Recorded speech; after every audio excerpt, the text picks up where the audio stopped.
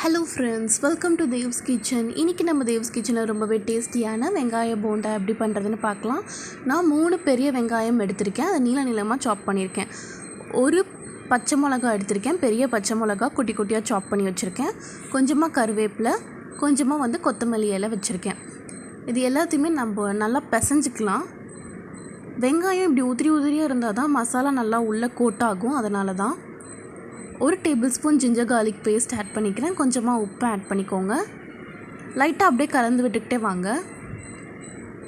இப்போ இதில் 1 கப் கடலை மாவு, 3/4 கப் அரிசி மாவு, இது ரெண்டுத்தையுமே போட்டுட்டு லைட்டாக மிக்ஸ் பண்ணிக்கலாம்.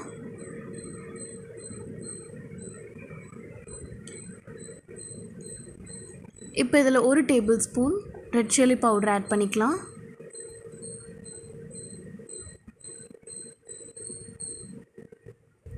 வெங்காயத்தை நல்லா இப்படி உதுத்து விடுங்க. அப்போ தான் மசாலா நல்லா உள்ளே இறங்கும். இதில் மொத்தமாக தண்ணி ஊற்றக்கூடாது.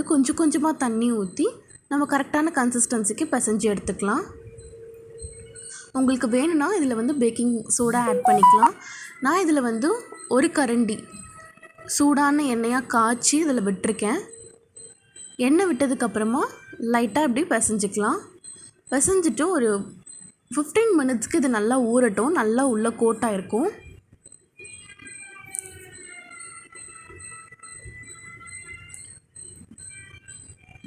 ஒரு 15 நிமிஷம் நல்லா ஊறினதுக்கப்புறமா நம்ம போண்டா போட்டுடலாம். நல்லா கையில் நல்லா உருட்டிட்டு சூடான எண்ணெயில் போட்டு பொரிச்சு எடுத்துட வேண்டியதான். எண்ணெயை நல்லா வானல் நல்லா சிம் பண்ணி வச்சுக்கோங்க.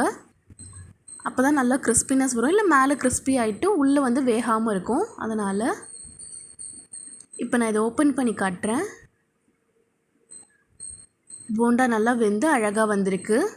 இது டீ கூடயோ காஃபி கூடயோ சாப்பிடும் போது சூப்பராக இருக்கும். கண்டிப்பாக அந்த ரெசிபியை வீட்டில் ட்ரை பண்ணி பாருங்கள்.